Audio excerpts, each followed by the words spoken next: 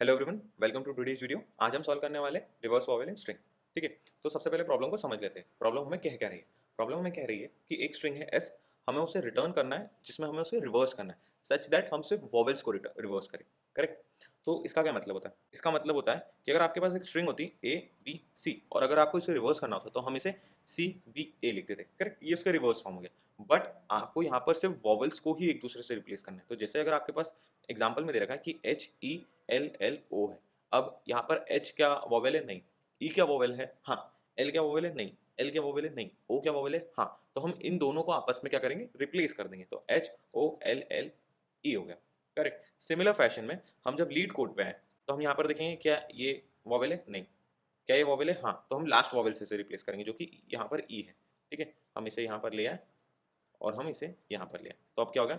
Leet code, क्योंकि यहाँ पर ये दोनों सेम थे। फिर हम जब इस ई पे आए, इस ई पे आए तब हमने देखा कि इससे हम इससे रिप्लेस करेंगे। करेक्ट।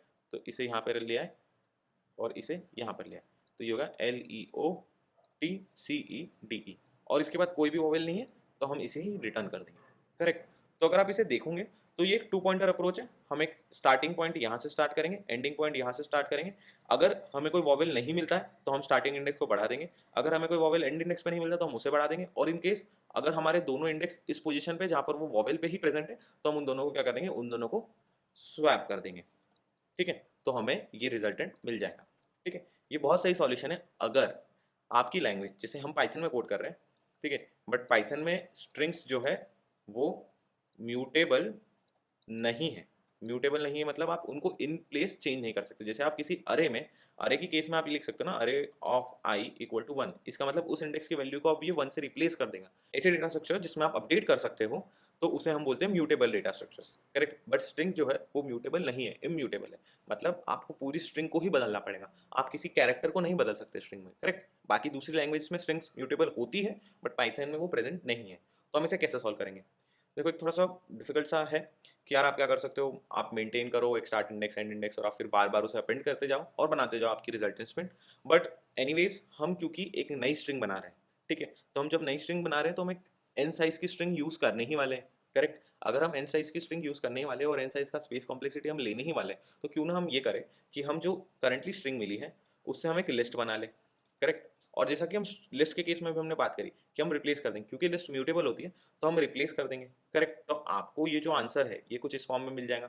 आपको इस फॉर्म में मिल जाएगा H O L L E, ये आपको आंसर मिल गया। करेक्ट।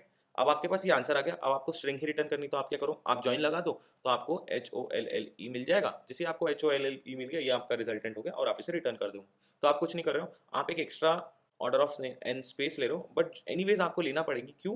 क्योंकि आपके पास स्ट्रिंग जो है वो म्यूटेबल नहीं है। अगर स्ट्रिंग म्यूटेबल नहीं है तो आपको एक नई स्ट्रिंग बनानी ही पड़ेगी। तो अगर आप एनीवेज अगर आप एन स्पेस लेने ही वाले हो तो क्यों ना एक और स्पेस ले ले ताकि हम उसे और इजीली लिख पाए। इसमें सवाल ये आता है कि हम ये कैसे चेक करें कि ये वॉवेल है या नहीं है। तो हम एक काम करेंगे, हम एक सेट लेंगे, उस सेट में सारे वॉवेल्स को मेंशन कर देंगे।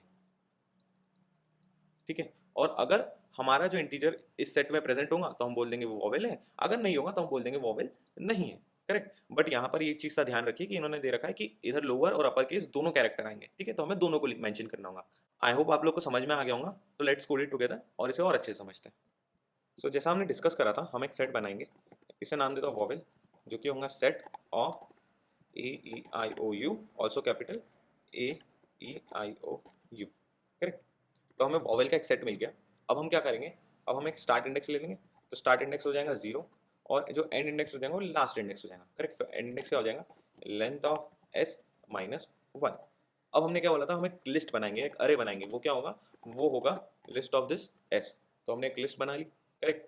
तो हमने एक अरे बना लिया है। अब हम इटरेट करेंगे while start index is less than and index.